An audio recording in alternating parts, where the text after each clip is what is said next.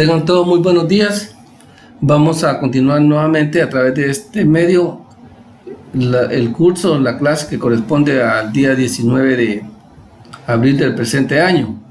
Esta clase la estoy grabando con anterioridad, toda vez que lo que pretendo es que ustedes escuchen el contenido de la presentación, y el día domingo que corresponde el curso es decir, el día 19, vamos a dar un espacio de 1 hora, de 10 a 11 aproximadamente, de 10 de la mañana a 11 de la mañana aproximadamente, para que nos conectemos y podamos resolver dudas relacionadas a la clase del día de hoy. Ustedes han escuchado los diferentes links, de igual manera nosotros que nos han enviado por parte de las autoridades de la universidad. Ellos han indicado que seamos un poco claros, concisos en las clases y que no tardemos más de 40 minutos, toda vez que ese es el tiempo que se invierte por el catedrático, y a igual tiempo ustedes van a invertir a la hora de escuchar esa presentación. Entonces, pues lo estamos reduciendo de esa manera, y aproximadamente 1 hora para poder resolver dudas. Las dudas las vamos a resolver sobre, como repito, la clase que se va a impartir el día de hoy. El tema que nos corresponde es el régimen penitenciario y políticas de reinserción. Ese es el nombre del curso. Vamos a ver dentro de este módulo que corresponde al régimen penitenciario y las políticas de reinserción. Tenemos la redención de penas, el régimen progresivo, la función del equipo multidisciplinario, trabajo y educación en los centros de detención, y así sucesivamente hasta llegar al inciso G. Este es el contenido prácticamente del resto que nos falta, por decir así, del curso. De esa cuenta, el tema de hoy lo vamos a resumir en cuanto a los incisos A y B. Esta presentación o esta diapositiva se la voy a estar siempre poniéndosela al inicio de la clase, porque ahí vamos a ir desglosando el inciso C, D, E, F y G conforme vaya avanzando las clases. Ahora nos vamos a enfocar específicamente a la redención de penas, al régimen progresivo y al equipo multidisciplinario. Sin antes olvidarnos, pues, cuál es el fundamento, dónde está encuadrada la Constitución, la ley del régimen penitenciario, o lo que corresponde a los sistemas penitenciarios. Pues lo tenemos ahí en el artículo 19, que ya de memoria lo sabemos, y los convenios y tratados internacionales en materia de derechos humanos, que se refieren a las garantías de que gozan los privados de libertad. Y de igual manera, en el artículo 3 de la ley del régimen penitenciario, ahí tenemos los fines de la ley, en el inciso A y B, que ya lo hemos también explicado. Y entonces quiero nada más, a manera de comentarios, y que también tenemos que conocer parte de nuestra historia, es que antes de que entrara en vigencia la ley del régimen penitenciario, el decreto 33/2006, pues lógicamente existía una ley que se llamaba Ley de Redención de Penas, y el decreto era el número 5669, ahí lo pueden ver. Este quedó derogado al entrar en vigencia, como ya lo dije, la Ley del Régimen Penitenciario. De esa cuenta, pues a manera de antecedente y de historia, ustedes pueden ver en esta diapositiva que regulaba el decreto 5669 del Congreso de la República, que ya no es aplicable porque estamos ahora en una ley del régimen penitenciario, pero a manera de historia y de antecedentes es bueno conocer. Ahí tenemos el artículo 2, 3, que era lo que relacionaba a la redención de penas. Ahora ya entramos directamente a lo que regula nuestra ley vigente, el decreto 33/2006, relacionado a la redención de penas. Pues ahí ustedes pueden ver que se refiere a la oportunidad que tiene el privado de libertad, que está guardando prisión, a lograr ese beneficio antes de que haya cumplido el tiempo por el cual él fue, o el cual le impusieron al momento de ser condenado. Ahí ya lo vimos nosotros en el artículo 71 de la ley del régimen penitenciario, donde nos determina que La redención de penas será de un día por cada 2 días de educación o trabajo. Entonces ahí ustedes pueden ver el ejemplo que pone ahí. Si una persona es condenada a 1000 días, por decir así, que lógicamente las condenas no van a ser por días, sino por años y meses, ¿va? Y días. Pero a manera de entender el ejemplo es que si fue condenado a 1000 días y si él ha cumplido con trabajos y educación todos los días, pues lógicamente estaría guardando prisión solo 500 días. Y de igual manera aquí nos especifica cuáles son los beneficios penitenciarios. Y ahí está el ejemplo en la segundo párrafo. ¿Qué es lo que entonces pretende la redención de penas? Eso es lo importante, que nosotros comprendamos qué es la redención de penas. Dice que lo que comprende se va a relacionar a aquellas penas incentivas a las personas que han sido condenadas por tener un buen comportamiento y lógicamente haber realizado actividades laborales, deportivas, de estudio, recreación, actividades religiosas, entre otras. ¿Cuál es el objetivo de la redención de penas? Pues lógicamente lo que pretende es una contraprestación, es decir, un abono de pena adicional para que se le pueda reducir el tiempo efectivo de la privación de la libertad. Lógicamente que para que exista la redención de penas, este mecanismo, es decir, para que sea efectivo, se debe contar, pues esta es una crítica que se hace, con una buena infraestructura dentro de los centros penitenciarios, lo que hemos venido nosotros ya platicando, y con el apoyo de empresas generadoras de trabajo para los penados. Ustedes vieron ya el video que se les envió, que es tarea para el 18, donde ustedes pueden darse cuenta que se dan estos requisitos. Entonces, buena infraestructura, con el apoyo de empresas generadoras de trabajo para las personas privadas de libertad y que están guardando prisión y que ya fueron condenadas. También debe haber una coordinación con los centros educativos y las universidades para que los penados puedan estudiar dentro del centro. Es decir, entonces, lo que pretende la redención de penas es motivar a los penados a reducir su condena, dándoles una oportunidad de educarse y trabajar, lógicamente, para ayudar a su familia desde la prisión.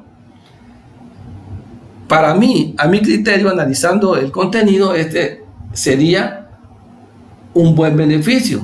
Es el más importante para las personas que guardan prisión. Ahí ustedes, por favor, yo les necesito siempre que lean también el contenido que vamos viendo con la ley. Ustedes pueden encontrar la redención de penas en el artículo 70, 71, el 72, el 73 y el 74 de la ley del régimen penitenciario. Estos artículos los tienen que leer para que nos podamos comprender. Repito, 70, 71, 72, 73 y 74. Es más, el artículo 17 y 25 de la ley del régimen penitenciario, pues ustedes lo pueden leer ahí, nos explica en qué consiste la educación o el estudio y el trabajo, que son un derecho también de las personas privadas de libertad.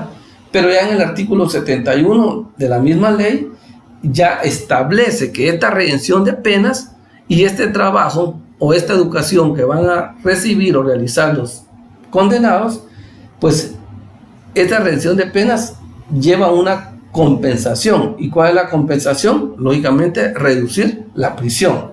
También el artículo 145 y 148 del reglamento de la ley, ustedes pueden entender que la redención de penas por trabajo o estudio son beneficios que se le van a dar al privado de libertad para que pueda rebajar la pena de la prisión que se le fue impuesta. Lógicamente, también debemos comprender que este beneficio siempre va a ser declarado por el juez de ejecución que tiene el control de la causa penal y de la persona que está condenada. Esta redención de penas también la doctrina le llama condonación o reducción. A la redención de penas también se le llama condonación o reducción. Allí podemos ver los ejemplos que hay de los 20 años, pero es importante también tomar en consideración que este beneficio no se le puede otorgar a todas las personas privadas de libertad. Hay reglas que especifican en los cuales una persona no puede gozar de estos beneficios, y eso lo encontramos en el artículo 74, que ya les manifesté, las excepciones. Es decir, ¿quién no puede gozar de la redención de penas? Aquel privado de libertad que el equipo multidisciplinario informa que es un delincuente de alta peligrosidad social por su comportamiento, me imagino, dentro de la cárcel, o de acuerdo a los antecedentes de la persona que ha sido condenada.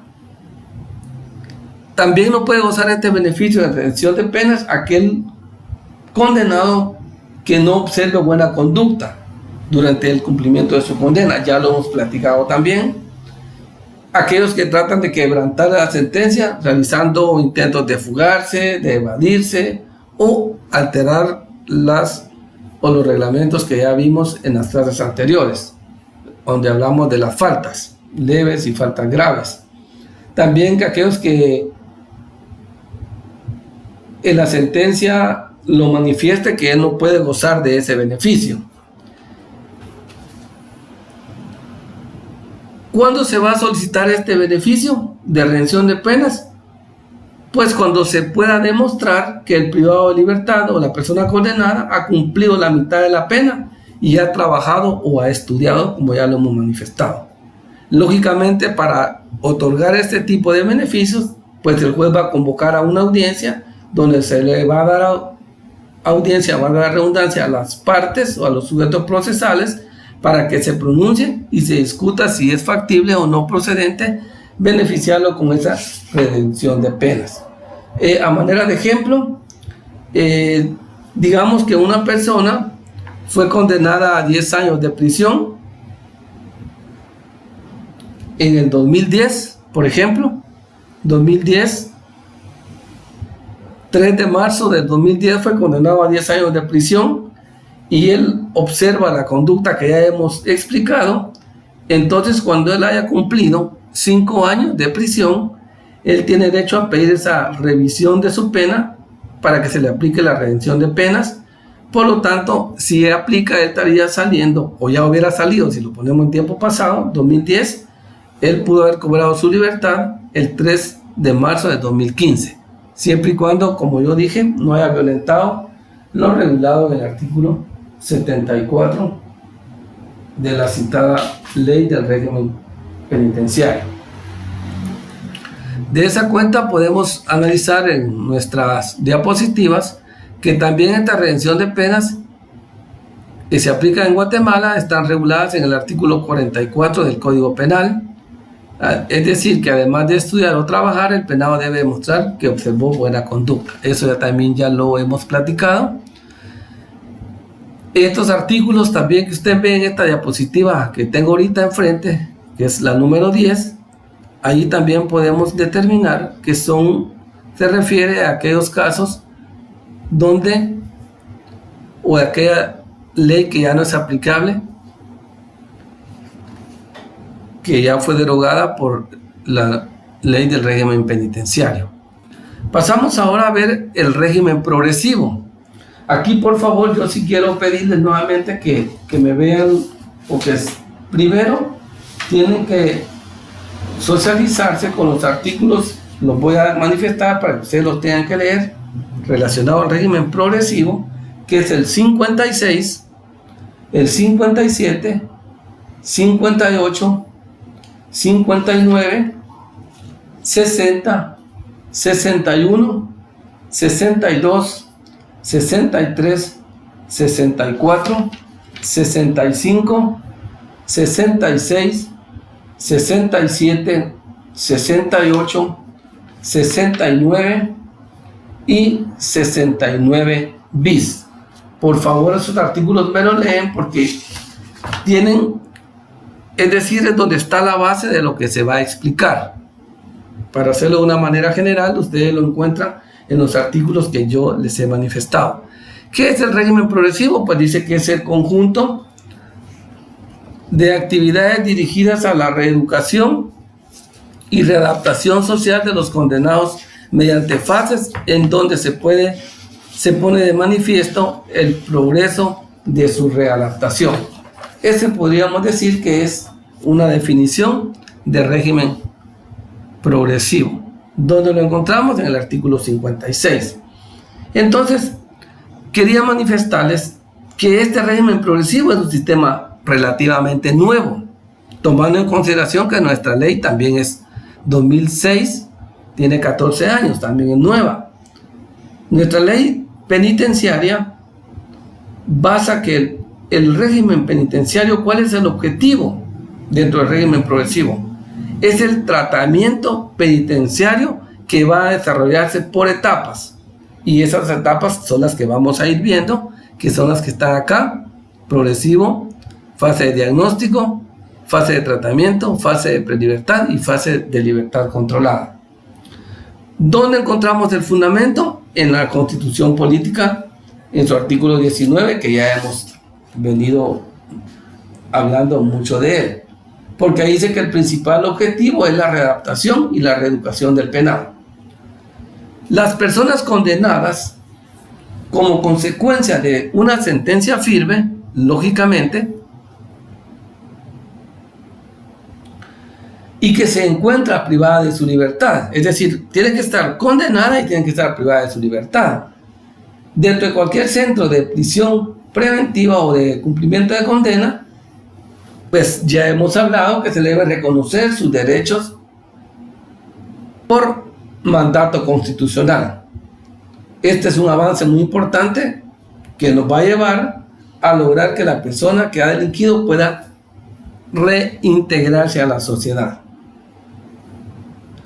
Pues no obstante, también, como lo hemos dicho, hay un avance legal ya en nuestra Constitución y en nuestra ley de régimen penitenciario.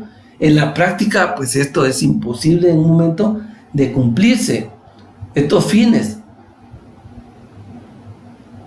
porque no hay políticas públicas que nos van a llevar a poder desarrollar esos fines que persigue el sistema penitenciario. Existe todavía hoy en día un descontrol en los centros carcelarios, y que eso nosotros, cualquiera lo sabe, no digamos nosotros que estamos estudiando esta carrera o este curso del régimen penitenciario. Pongo de ejemplo otra vez el video que ustedes ya vieron, donde realmente no se cumple la función, porque ahí ustedes vieron que hay personas condenadas y personas sujetas todavía a un proceso penal. También lo regula la Convención Americana sobre Derechos Humanos, de la cual yo les dije que leera en su momento, que es el Pacto de San José. Ahí ustedes en su artículo 5, numerales 1, 2 y 3 y 4 pueden verificar los derechos que tienen las personas privadas de libertad. El régimen progresivo tiene por objeto la resocialización y la reeducación del penado mediante exámenes personalizados. Esa es la función. ¿Quién va a desempeñar esa función? El equipo multidisciplinario, a través de exámenes terapéuticos, de disciplina, de trabajo, de educación, actividades culturales, sociales, deportivas y más. Esta fase del régimen progresivo no es de un solo. Esto se va a ir realizando conforme las etapas que se van dando entre la actividad que desarrolla la persona condenada, porque esta es una preparación necesaria que se tiene que hacer y documentar para lograr reinsertar a la vida social a esta persona. La persona que ha delinquido necesita un tratamiento, ya lo hemos dicho, porque si no, no estuviera ahí guardando prisión, a través del régimen progresivo, para lograr readaptarse socialmente y poder reinsertarse a la sociedad. En la actualidad, pues también podemos decir que esto no se aplica, toda vez que la Dirección General del Sistema Penitenciario no cuenta con el presupuesto adecuado ni el personal necesario. Es bueno siempre hacer este tipo de observaciones, porque si solo nos vamos al contenido, a lo bonito de la ley, entonces ustedes miran, pero si eso no es cierto. Por eso vamos haciendo una vez la observación que la ley, lo hemos dicho, qué bonita está diseñada, pero que en la práctica hay muchas cuestiones que no se cumplen. ¿Por qué? Porque no hay personal especializado en las áreas de psicología, de pedagogía, de trabajo social, no hay educadores, no hay catedráticos, es decir, no hay un régimen, no hay una estructura para poder aplicar ese régimen progresivo. Lógicamente se va dando, se da, pero con las limitaciones que ya todos sabemos que existen en el sistema penitenciario. De esa cuenta, pues, encontramos en el 58 cuál es la función del equipo multidisciplinario, que es diagnosticar y ubicar del régimen progresivo. Serán llevadas a cabo por el equipo multidisciplinario de diagnóstico que se crearán de conformidad con las necesidades del sistema penitenciario. Ahí está. Además, cada equipo, dice, debe contar con un equipo multidisciplinario, cada centro, debe contar con equipos multidisciplinarios encargados de las fases de tratamiento, prelibertad y libertad controlada. Vean ustedes entonces cuál es la fase de diagnóstico y ubicación.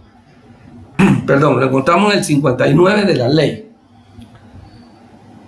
¿Cuándo inicia esta fase de diagnóstico y ubicación? Desde que la persona condenada llega al centro penitenciario. Desde ese momento, él es recibido por el equipo multidisciplinario de diagnóstico. Va a verificar lógicamente este equipo multidisciplinario que al momento que la persona ingresa, tiene que hacerle un chequeo de salud física y mental, el grado de educación que tiene o con que cuenta, tipo de personalidad, por eso hay psicólogos, ya lo mencionamos, situación social o socioeconómica y la situación jurídica. ¿Por qué es importante esto que lo realice el equipo de diagnóstico y ubicación? Porque a través de ese comportamiento o de ese diagnóstico de los elementos que ya mencionamos, él va a poder clasificar, es decir, el equipo multidisciplinario y diagnóstico, clasificar al tipo de condenado y ver en qué lugar o a qué centro de cumplimiento de condena lo puede remitir o puede ser trasladado y con qué tipo de personas reclusas él se va a relacionar. Eso es muy importante. Aquí ustedes podemos ver en la diapositiva lo que ya explicaba. Y ahí entramos a la fase de tratamiento. La fase de tratamiento es un plan técnico individualizado con el apoyo de los profesionales de la Subdirección de Rehabilitación Social a través de los equipos multidisciplinarios. Vean ustedes qué importante es la función del equipo multidisciplinario. Lástima que no se integra como lo dice la ley.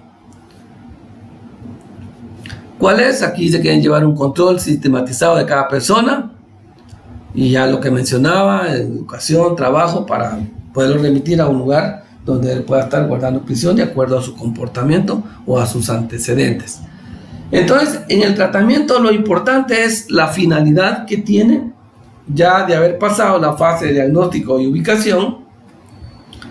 El objetivo principal es que la persona privada de libertad o condenada pueda incorporarse a los distintos programas para que pueda adquirir principios y valores, buenos hábitos, habilidades y conocimientos del trabajo que va a desarrollar. ¿Qué es lo que buscan estos programas?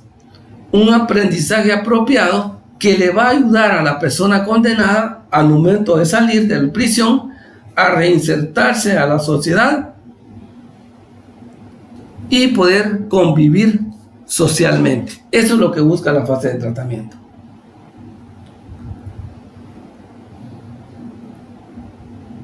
¿Qué es lo que pretende? Además, alcanzar, que lo dice el Código Penal y la Ley del Régimen Penitenciario, aparte de los beneficios que ya mencioné, es que también él mantenga su mente ocupada y su tiempo en tareas que le van a beneficiar al final y poder obtener una libertad anticipada.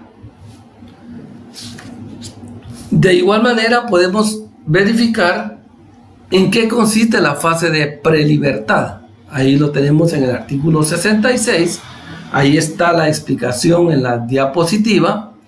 Es más, dice que lo que pretende la fase de prelibertad es que la persona condenada pueda obtener este beneficio luego de haber cumplido las fases de diagnóstico y ubicación, así como de tratamiento. Vean cómo vamos: primero diagnóstico y ubicación, después tratamiento y después ya vamos a la prelibertad.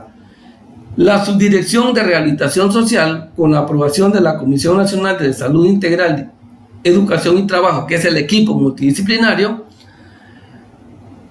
ellos van a proponer que las personas condenadas realicen trabajo fuera del centro penitenciario en entidades públicas o privadas que se encuentren localizadas en la jurisdicción departamental donde está el sistema o la cárcel donde están cumpliendo ellos condena. Eso es lo importante de la fase de prelibertad y los beneficios que él tiene.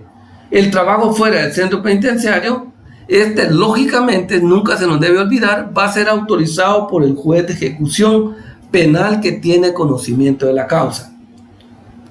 Lo puede realizar en un momento dado sin custodia, algunas sí, porque ya hay primero superó la fase de diagnóstico y ubicación, ya hubo un tratamiento, él ha superado esas fases, por lo tanto él sí puede ya gozar de ese beneficio. También en esta fase él ya puede gozar de permisos de salida, de fin de semana, salidas de día, diurnas, y lógicamente con la obligación de retornar a pernoctar al centro donde está cumpliendo la condena.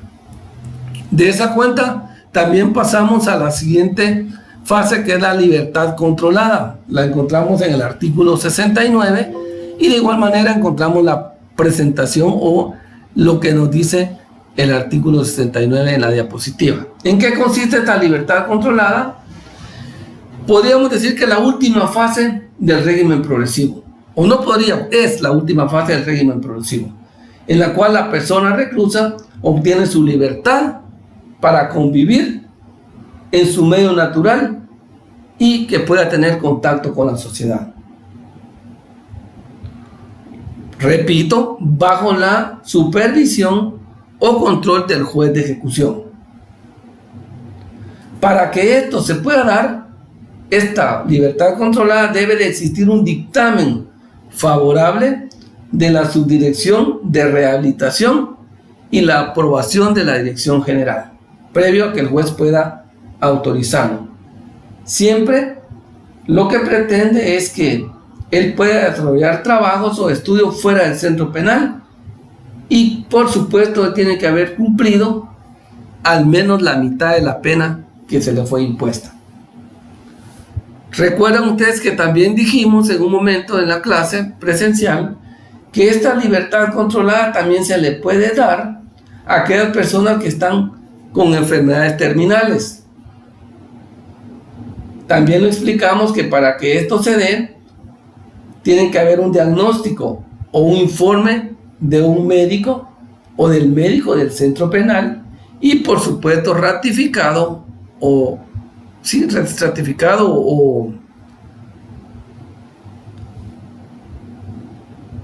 por un médico forense del Instituto Nacional de Ciencias Forenses, en el cual ellos van a hacer contestes o van a hacer 2 informes concatenados donde nos va a informar o le van a informar al juez que esa persona sí padece de una enfermedad en etapa terminal. Al final, quien va a resolver y va a decidir si puede irse en esa libertad controlada, siempre va a ser el juez de ejecución, porque es a él a quien le corresponde autorizar todo beneficio que sea solicitado por la persona que se encuentra guardando prisión, cumpliendo sentencia firme. Compañeros y compañeras, esta es la presentación de la clase. Como les repito, hemos tratado de ser un poco breves, así lo ha pedido la universidad, repito, claro. El tiempo que yo ya invertí, ese tiempo ustedes también lo van a invertir en escuchar la presentación y por lo tanto considero viable que 1 hora para poder resolver dudas es suficiente para tampoco evitar ese desgaste en cada uno de ustedes, porque no es solo esta clase, sino tienen más más cursos, como todos lo sabemos, y de esa cuenta poder ir entendiéndonos mientras regresamos a las clases presenciales. Entonces el domingo a las 10, de 10 a 11, yo espero a los que tengan dudas. El que no tenga dudas, pues igual. Pasen buen día, muchas gracias.